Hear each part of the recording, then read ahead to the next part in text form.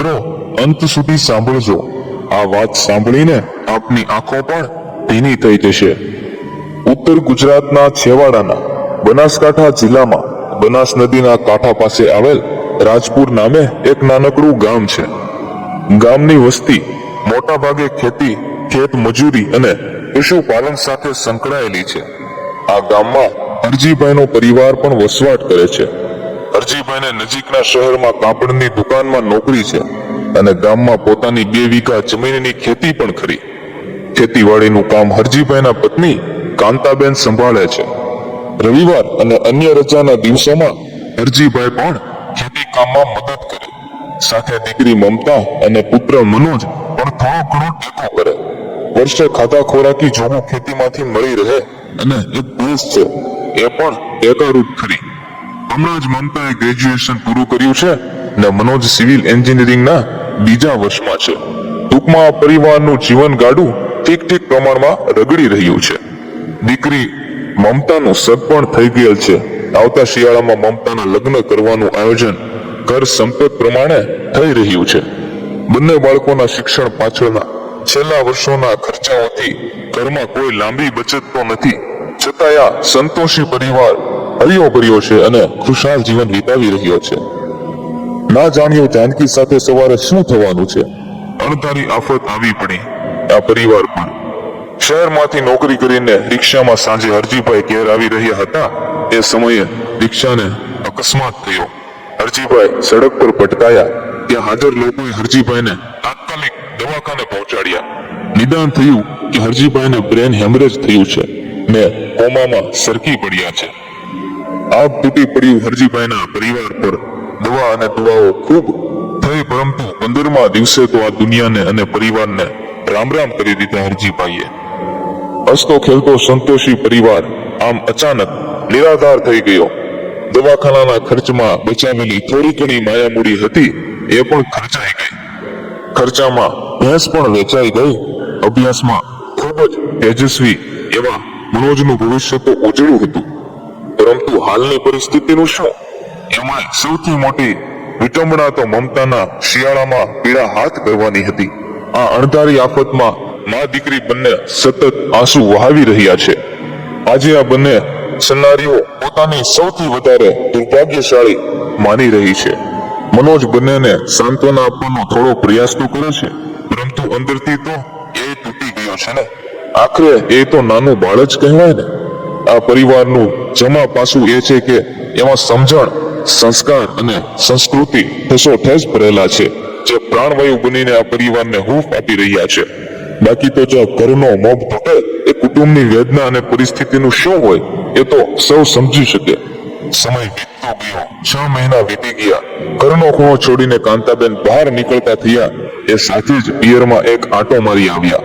કાંતાબેન અનેક આશાઓ, અરમાનો સાથે વિશ્વાસપૂર્વક થયા હતા પિયરમાં. કાંતાબેને પરિવારમાં જઈને ભાઈઓ આગળ દીકરીના વિવાહની વાત કાઢી, પરંતુ મદદની બાબતમાં સંપૂર્ણ નિષ્ફળતા મળી. એમાં ભાભીઓએ વાતનો દોર હાથમાં લઈ લેતા કહ્યું કે જુઓ કાંતાબેન, હરજીલાલના દવાખાનાના ખર્ચમાં અમે 30-40 હજાર તો આપી ચૂક્યા છીએ અને અમારે ઉંમરલાયક દીકરા દીકરીઓ થઈ ગયા છે, છતાંય 20-25 હજારનું મામેરું લઈને તો આવશું હો. 15-20 હજારના વાસણ, કપડા એ 5-1 હજાર રોકડા આપશું, પરંતુ હાલ તો વધારે કઈ શક્ય નથી. માત્ર 6 મહિનામાં કુટુંબ, ભાઈ ભાડુના વ્યવહારોને સારી રીતે સમજી ગયેલ કાંતાબેને ભાઈઓના ઘરેથી ભગ્ન હૃદયે વિદાય લીધી. ભાઈઓની પરિસ્થિતિ એકંદરે સારી હતી એટલે તો આશા લઈને ગયા હતા, પરંતુ ભાભીઓ પાસેથી જે સાંભળ્યું એને હૃદયના અગોચર ખૂણામાં ધકેલ્યા સિવાય છૂટકો નહોતો. ઢીલા હૃદયે ભાઈ ભાભીઓની વિદાય લઈને બસમાં ચડીને ઘરની વાટ પકડી કાંતાબેને. બાયપાસ જતી બસ ક્યારે રાજપુરના 4 રસ્તે આવીને ઊભી રહી એ પણ ખબર ના રહી. કંડક્ટરે ઓ બેન, રાજપુર આવ્યું કહ્યું ત્યારે તંદ્રામાંથી જાગતા હોય તેમ કાંતાબેન હડફ કરતા સીટમાંથી ઊભા થઈને દરવાજેથી ચૂપચાપ ઉતરીને ચાલતા થયા ગામને માર્ગ. બસમાં બધા જ મુસાફરો આ અભાગી બાઈને એકી ટશે નિહાળી રહ્યા હતા. એ કાંતાબેનને ક્યારે ખબર હોય? આ ધીમા અવાજે કોઈના બોલાયેલા શબ્દો દુખિયારી બાઈ લાગે છે. એ પડઘાઈ રહ્યા હતા. રાજપુરના પ્રવેશદ્વાર પાસે જ ભગવાન શિવજીનું શિવાલય છે. કાંતાબેનના પગ શિવાલય પાસે આવતા અટક્યા. એમની આંખોમાંથી શ્રાવણ ભાદરવો વરસવા લાગ્યો. કાંતાબેન મંદિરના ઓટલા પાસે આવીને ફસરાઈ પડ્યા. થોડી સાતા મળતા જ કાંતાબેન તૂટક શબ્દોમાં ભોળાનાથ આગળ બે શબ્દો બોલ્યા. હે પ્રભુ, એક રાંડી રાણની વહારે આવજે મારા નાથ. ઘેર પહોંચતા જ રાહ જોઈ રહેલ પિતાની છત્રછાયા ગુમાવી ચૂકેલ મમતા અને મનોજ માને ભેટી પડ્યા. કાંતાબેન સાથેનો એક દિવસનો વિયોગ પણ મનોજ અને મમતાને ઉદાસ કરી ગયો હતો. તેમાંય કાંતાબેનની નિરાશા આંસુઓ દ્વારા અણધારી વહી પડી. ત્રણેય જણ જોરદાર આંસુડે રડી પડ્યા. કોણ કોને સાંત્વના આપે, છતાંય રુદન હૃદયને હળવું કરી દે છે, એ અહેસાસ ત્રણેય જણને જરૂર થયો. વાળું પાણી કરીને ત્રણેય જણે પથારીમાં લંબાવ્યું. કઠોળ કાળજું કરીને કાંતાબેને મમતાને બધી વાત કરી. મમતાએ કાંતાબેનને કહ્યું, મમ્મી, હવે મારા લગ્નની ઉતાવળ કરીને દેવાદાર નથી થવું. ગમે તેમ કરીને તમારા જમાઈને હું મનાવી લઈશ. સમજુ દીકરીની મનોવ્યથાને સમજી ગયેલ કાંતાબેને મમતાને કહ્યું, બેટા, તું ચિંતા ના કરીશ, તારી માં હજુ જીવતી બેઠી છે. પરંતુ કાંતાબેનના હૃદયમાં તો હતાશા સિવાય કંઈ નહોતું. રાત્રિના 10 વાગ્યા હતા. કોઈ ઘરે છે? ચાપેથી અવાજ આવ્યો. ઉબળક જીવે આડા પડેલ મનોજે ચાપે જઈને પૂછ્યું, કોનું કામ છે? પરંતુ અજાણ્યા પુરુષ સ્ત્રીને જોઈને આવકાર આપ્યો. આવો. બંને સ્ત્રી પુરુષ અંદર આવ્યા. મમતા અને કાંતાબેન ઉઠી ગયા હતા. કાંતાબેને પણ આવકાર આપ્યો. આવો ભાઈ, આવો બહેન. આવેલ દંપતીમાંથી સ્ત્રીએ હકીકત વર્ણવતા કહ્યું, સોમનાથ દર્શનેથી આવીએ છીએ. સાથે કાર હતી, પરંતુ આ 4 રસ્તે આવતા પંચર થયું. સ્પેર વ્હીલને પણ પંચર છે, એટલે કાલ રસ્તાની બાજુમાં પાર્ક કરીને રાત્રિ રોકાણ માટે આવ્યા છીએ. મારું નામ ઉમાબેન છે અને આ મારા પતિ મહેશ છે. વ્યવસાય અમે બંને શિક્ષક છીએ. આ રહ્યું મારું ઓળખ કાર્ડ. મહેશભાઈએ મનોજને ઓળખ કાર્ડ બતાવીને આગળ કહ્યું, અને હા, અમે લોકો રસ્તામાં જમીને જ આવ્યા છીએ. અત્યારે માત્ર રાત્રિ રોકાણ માટે આવ્યા છીએ. જો તમને વાંધો ના હોય તો. મહેશભાઈએ વિનંતી ભાવે કહ્યું, ભાઈ, આ પણ માનવીનું જ ઘર છે ને અજાણ્યા તોય તમે માનવી જ છો. ખુશીથી રોકાઓ ભાઈ, કહીને ઉંમરમાં 40 ની આજુબાજુના શિક્ષક દંપતીએ સપ્રેમ ઘેર લાવ્યા. કાંતાબેન મહેશભાઈ અને મનોજની ઓસરીમાં પથારી થઈ અને ઉમાબેનની ઓરડામાં રાત્રિના 11ના ટકોરે કાંતાબેનની મોટી બહેન રમાબેનનો ફોન મમતાના ફોનમાં આવ્યો. મમતાએ કહ્યું, લે મમ્મી, માસીનો ફોન છે. શું કર્યું ભાઈના ઘેર જઈને બહેન? પ્રત્યુત્તરમાં કાંતાબેને આવેલ મહેમાનોની હાજરી પણ ભૂલી જઈને ફોન પર સઘળી હકીકત બહેન આગળ વર્ણવી.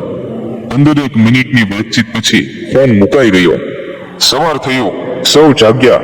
સ્નાનાદિ પછી ચા પાણી થયા. એ પૂરું થતાં જ ઉમાબેને કાંતાબેનને કહ્યું, જુઓ બહેન, મારા પતિને એક સેવાભાવી સંસ્થા સાથે સારા સંબંધ છે, જે જરૂરિયાતમંદોને નિસ્વાર્થ ભાવે 1 લાખ રૂપિયાની વગર વ્યાજે મદદ કરે છે. દીકરીના વિવાહ માટે રાત્રે તમારા બહેન સાથે ફોન પર થયેલી વાતચીત મેં સાંભળી છે, એટલે આ મદદ મારા પતિ તમને 2 દિવસમાં મંજૂર કરાવી આપશે. આ મદદમાં કોઈ વ્યાજ ભરવાનું નથી હોતું, પરંતુ 5 વર્ષ સુધી સગવડ મુજબ રકમ પરત કરવાની હોય છે. તમે અત્યારે માત્ર તમારો બેંક ખાતા નંબર આપો અને હા, આ મારા પતિનો અને મારો ફોન નંબર છે, કાગળ પર લખી આપે છે. કાંતાબેનના જીવનમાં જીવ આવ્યો. એમણે ભાવ વિભોર થઈને ઉમાબેન અને મહેશબેનનો ખૂબ ખૂબ આભાર માન્યો. મનોજ કાર સુધી સાથે ગયો ને પંક્ચર કરાવીને વિદાય આપી. બરાબર 3જા દિવસે મમતાના મોબાઈલમાં કાંતાબેનના બેંક ખાતામાં 1 લાખ રૂપિયા જમા થયાનો મેસેજ આવ્યો. મમતાએ આ અઢળક ખુશીનો સંદેશ કાંતાબેનને આપ્યો. કાંતાબેન રડી પડ્યા.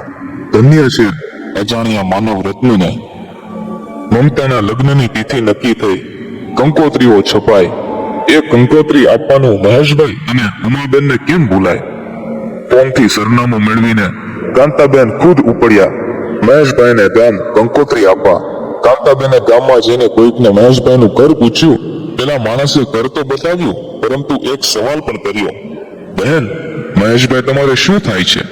કાંતાબેને મદદની વાત કરીને કહ્યું, આમ ગણું તો મારો ભાઈ જ કહેવાય.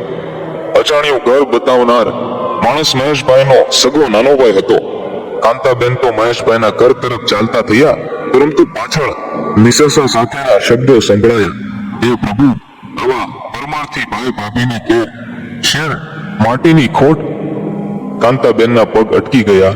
પાછા વળીને અજાણ્યા જણ પાસે જઈને ફરીથી પૂછ્યું, ભાઈ, તમને તમારા વાલા સ્વજનના સોગંદ છે, શું હકીકત છે? અજાણ્યા માણસે કહ્યું, મહેશભાઈ મારા મોટા ભાઈ છે. તમે જે મદદની વાત કરી એવી વગર વ્યાજની મદદ કોઈ કરતું નથી, પરંતુ એમણે પોતાના જ રૂપિયા આપ્યા હશે. એમના પરમાર્થી સ્વભાવથી આખું ગામ પરિચિત છે. અફસોસ એ છે કે આવા પરમાર્થી ભાઈને હજુ સુધી ભગવાને વસ્તાર આપ્યો નથી. સાંભળીને કાંતાબેન સમસમી ગયા. કંકોત્રી અપાઈ ગઈ. મમતાના લગ્ન લેવાયા. શનિ રવિનો સંયોગ હોવાથી મહેશભાઈ અને ઉમાબેન તો લગ્નના 2 દિવસ પહેલા આવી પહોંચ્યા હતા, અને સાથે મમતા માટે મોંઘી દાટ સાડી, શણગારની સામગ્રી સાથે સોનાની વીંટી ભેટમાં આપવા લઈને આવ્યા હતા. મહેશભાઈએ કાંતાબેનના ભાઈ સાથે રસોડાનો કારભાર સંભાળી લીધો તો ઉમાબેન મહેમાનોની સરબરા જોડાઈ ગયા. સુખ શાંતિથી અવસર પૂરો થયો. 3 મહિના પસાર થઈ ગયા. રવિવારને શ્રાવણ સુદ પૂનમના રક્ષાબંધનના પવિત્ર દિવસે બપોરના સમયે કાંતાબેનના આંગણામાં કાર આવીને ઊભી રહી. મહેશભાઈ અને ઉમાબેને કારમાંથી ઉતરીને કાંતાબેનને જય શ્રી કૃષ્ણ કહ્યા. સાથે સાથે ખુશીના સમાચાર આપ્યા કે ઉમાબેનને સારા દિવસો જાય છે ને અમે સોમનાથ દર્શન કરવા જઈએ છીએ. અહીંથી નીકળ્યા એટલે તમને મળીને જવાની ઈચ્છા થઈ. કાંતાબેનની આંખોમાં અશ્રુધારા વહેવા લાગી. મોઢામાંથી શબ્દો સરી પડ્યા, હે ભોળાનાથ, તે મારી આબરૂ સાચવી તો ખરી.